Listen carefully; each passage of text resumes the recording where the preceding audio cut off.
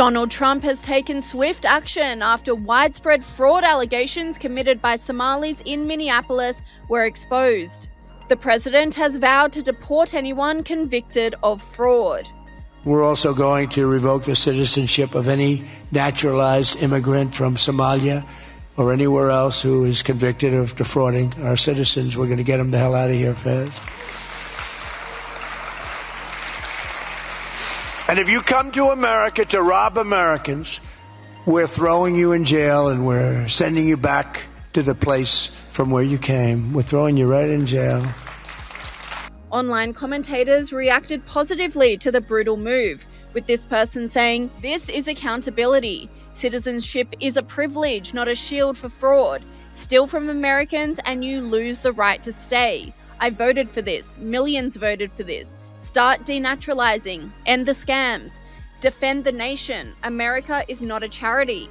And Secretary of State Marco Rubio went even further, halting visas from 74 countries, including Somalia. The State Department will stop processing immigrant visas from 75 countries over concerns that migrants from these countries take welfare at unacceptable rates, saying that the freeze will remain in effect until they can make sure new migrants won't abuse our welfare system. So how effective do you think this initiative will be? Well, it's incredibly important. I think if the American people knew that people were coming to our country and expecting the American taxpayer to foot the bill, they'd be shocked. So we're taking clear action here to make sure that doesn't happen. We're ending the abuse of our immigration system. We're making sure that people do not rely on benefits, especially cash assistance, when they come here. So that pause is essential to make sure that we have the standards in place to fully implement this policy. And this is also in the context of a series of actions when it comes to visa to make sure that we are living up to our responsibility that each visa decision is a national security decision. And fundamentally, visa security is border security. Of course, we think of the border when we think of border security, but who we are letting into our country is so important. That's why you see the revocations of those on visas that have broken our laws here. That's why you see increased vetting standards. That's why you see us looking at social media where people live so much of their time, so much of their life now online. So we're taking clear action to make sure our country is secure, and visa security is a key part of that. And also freezing all ongoing US assistance programs to Somalia after reports that federal government of Somalia officials have destroyed a US-funded World Food Program warehouse and illegally seized 76 metric tons of donor-funded food aid for vulnerable Somalis. Trump has been talking tough on Somalia for the entirety of his term. Anyway, those people, the people from different countries that are not friendly to us and countries that are out of control themselves. Countries like Somalia that have virtually no government, no military, no police. All they do is go around killing each other. Then they come into our country and tell us how to run our country. We don't want them. What are you talking about? You got to talk up.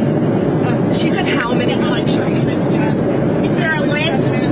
Well, I guess we gave you 19, right? There's probably more than that. Is that what you mean when you mean third world countries, those 19? No, I don't think they're all third world, but in many cases they are third world. They're not good countries. They're very crime-ridden countries. They're countries that don't do a good job. They're countries that don't register from the standpoint of success. And we, frankly, don't need their people coming into our country telling us what to do. And you talk about denaturalization. I'm talking about like Somalia, where you have a congressman goes around telling everybody about our Constitution, and yet she supposedly came into our country by marrying her brother.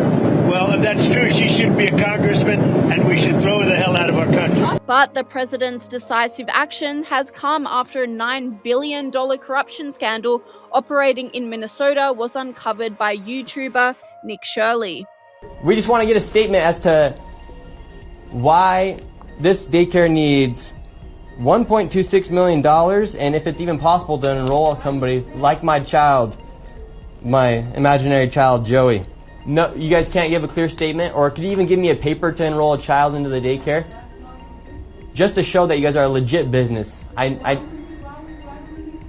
would debunk all claims if you could just give me a piece of paper saying where to enroll a child. You can't do that. Okay, well, thank you very much.